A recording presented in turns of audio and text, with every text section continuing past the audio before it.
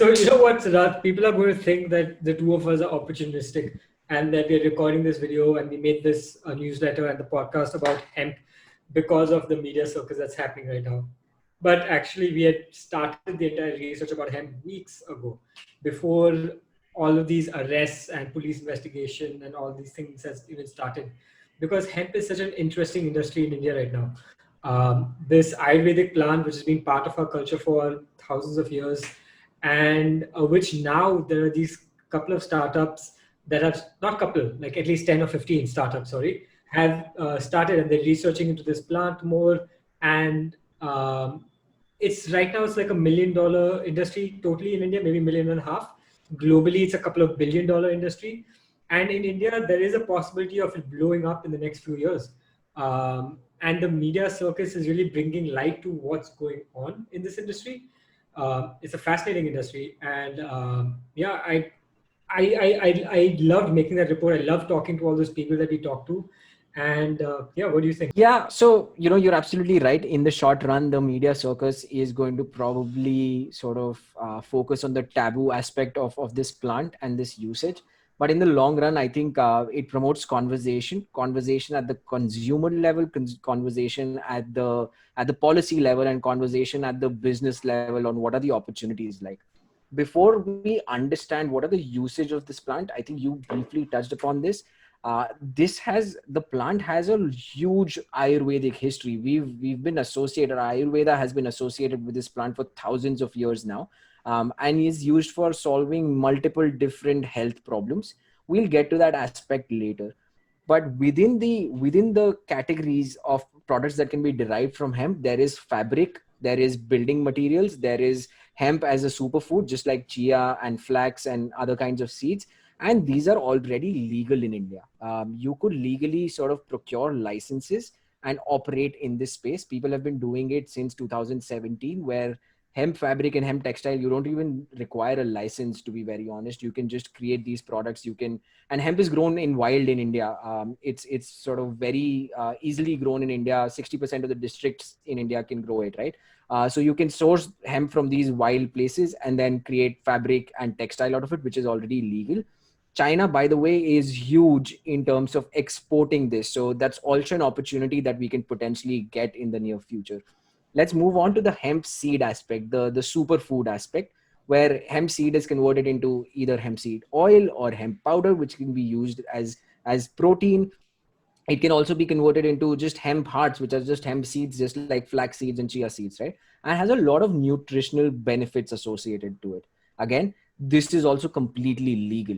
Why is it legal? Because hemp technically doesn't have that one compound that gets you high. So THC is what really gets you high.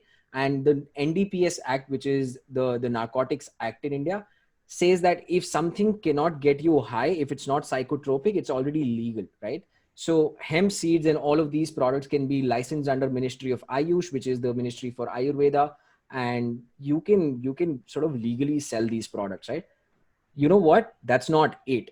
What we are discussing about CBD right now in the news and everything around CBD oil being consumed by all these top Bollywood actors and how this is illegal, it's actually not illegal. Ministry of Ayush has again given out licenses for CBD oil to be either applied topically or to be consumed for pain management, for anxiety, depression, stuff like that, right?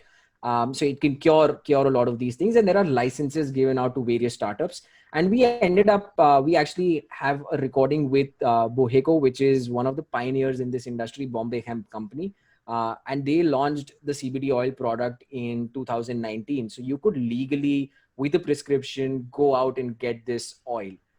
So all this news, it's obviously publicity and all of that, people sort of chasing TRPs. But I think it's going to move the conversation in the right direction. And we, as you said, it's a million and a half right now. I think three things that are sort of blocking the entire market to explode is the regulation aspect of it, the cultivation aspect of it, and the customer awareness aspect of it.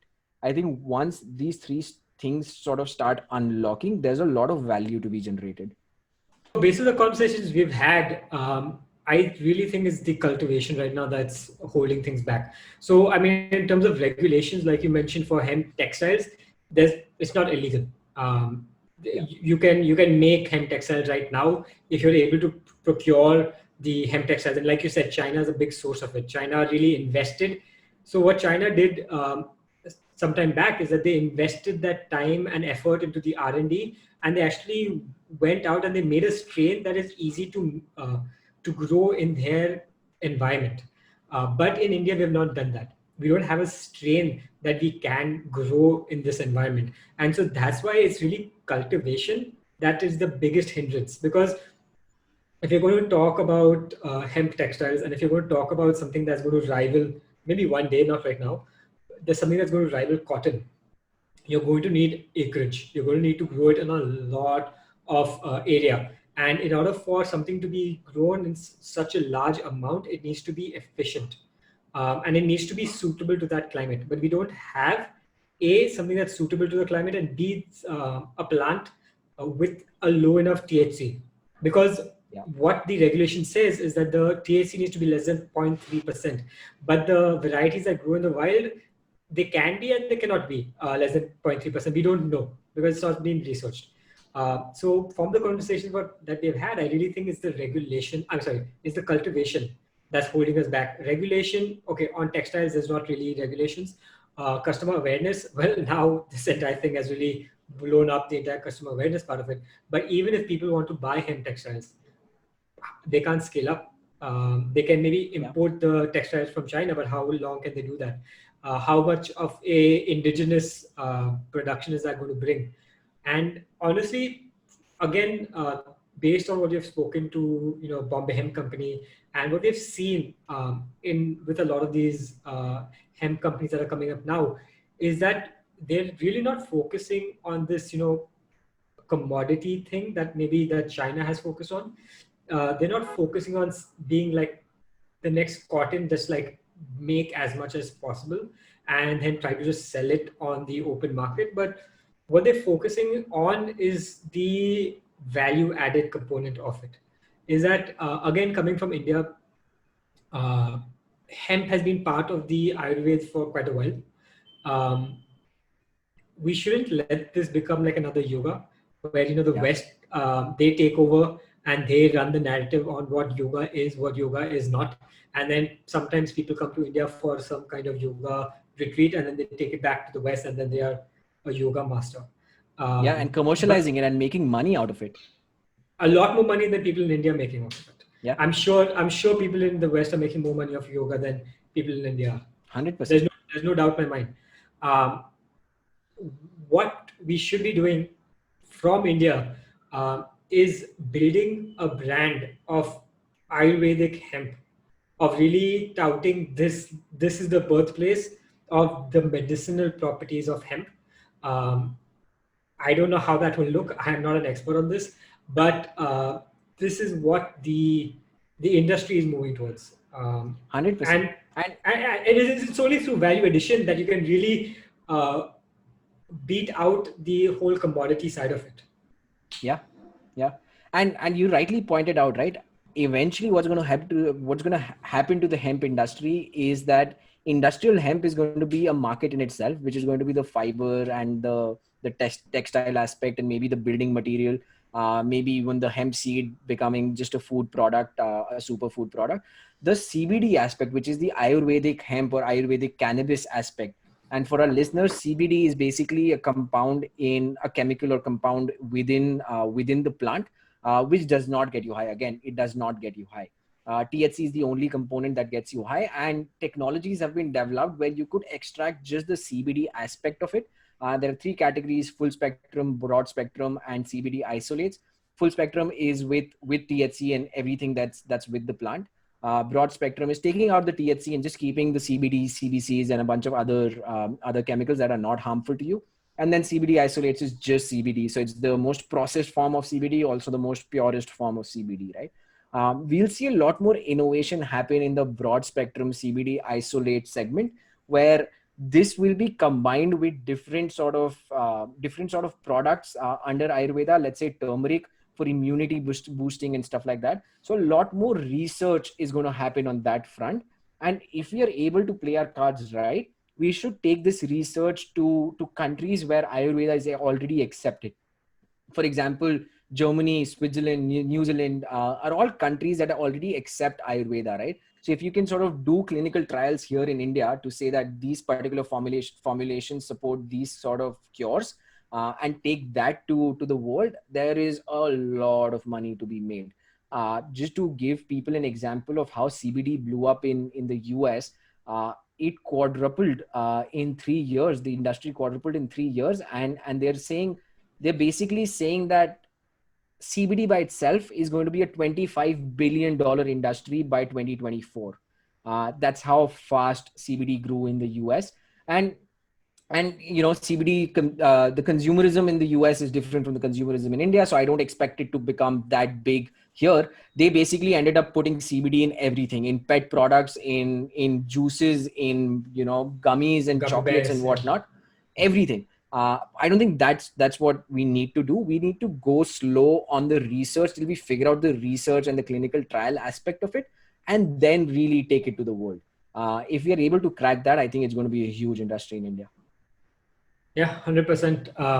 I mean, the fact that it grows wild over here, that means that it has been here for quite a while. And again, just to reiterate, we're talking about the legal CBD, the stuff that's all the legal hemp, the stuff that's already legal. Yeah. And once regulations change, it does seem like regulations are changing. There might be some other industries that also open up. Regulation front, right? Multiple things are supporting the regulations. There's obviously the global opening up of the industry, where a lot of countries are legalizing it, legalizing the cultivation of it and the research around it.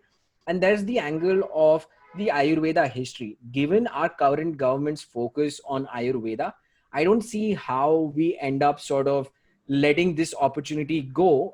That's something, it's something that's been in our history for thousands of years. I don't see how we let this opportunity go from a global standpoint. So I do see the regulations progressing in the right directions also. But what we need to do is we need to figure out the R&D on the exact type of crop that can grow in India well, and Yeah. that meets the regulations on the THC levels, so that Yeah. we can meet the regulatory requirements, and so Yeah. that not we, but whoever's doing the entire hemp thing, Yeah. and so that we can go deeper into the entire Ayurvedic aspect of it. We can make hemp textiles, Yeah. and we can do a lot more innovation. This would be a brand new industry that would crop up, and it would be a boost to the economy, and it would be a new interesting field to play in for any entrepreneur who wants to get into something that's consumer facing. And the I movement has already started. There's money being poured into different startups. oh, There's Indian Hemp Association, IIHA, I think, where Indian Industrial Hemp Association. yeah, Indian Industrial Hemp Association, where foreign entity put in 1,100 crores for them to sort of grow the crop in 1,000 acres in Uttarakhand. By the way, Uttarakhand and UP have already legalized the cultivation of it, of the Yeah. crop. MP was supposed to follow suit. I don't know what's the next update there, but I do see a bunch of states sort of opening up. Orissa already does hemp cultivation at some level, right? I So think it's there's money collection. being put. Orissa's collection. Orissa collection, yeah. Yeah. So Sorry. there's money being poured in from a trade body level. There's 1,100 crores already poured in. At the startup level, there's Hemp Street, which raised about $1 million in funding. BoHeCo has raised some amount of money, I think I think $1.5 million in funding. around 9.5 crores, I believe, Yeah, including from exactly. the Tata Ratan investment. Tata is one of their Yeah. backers, right? Yeah. So there's, I think the consumer awareness aspect of it is not going to take a lot of time to change once we get the cultivation and the regulation aspect sorted out, which I think is a couple of years to really get that, which is also why I think now is the right time to enter the industry and build something sustainable so that you could grow with the industry. And which is why talking to all these industry experts to hear about what's happening in this industry was actually really good. And on that note, we are actually putting out the discussion that we had with Bombay Hemp Company, BoHeCo. as part of our podcast, the Indian Dream podcast. The episode is going to go live on the 30th of September. You can subscribe to it on any platform, any podcast platform. We're going to also put it out on YouTube. And if you have any feedback on the kind of industries that we should pick up later, actually before I go there, you should also check out the newsletter that we wrote around hemp, which was our It's first very edition. detailed. It's very detailed. Very, yeah. very detailed. It's about 40 hours of research, and we converted that into 7-minute read for somebody to really get up to speed with the industry. You can find that at indiatrends.substack.com. We're going to link it in the comments. And yeah, just give us feedback. Just tell us, what more should we focus on? What industries should we look at after this? We are looking at cloud kitchens very soon. That's also an industry that we think is going to blow up in the next few years. So yeah,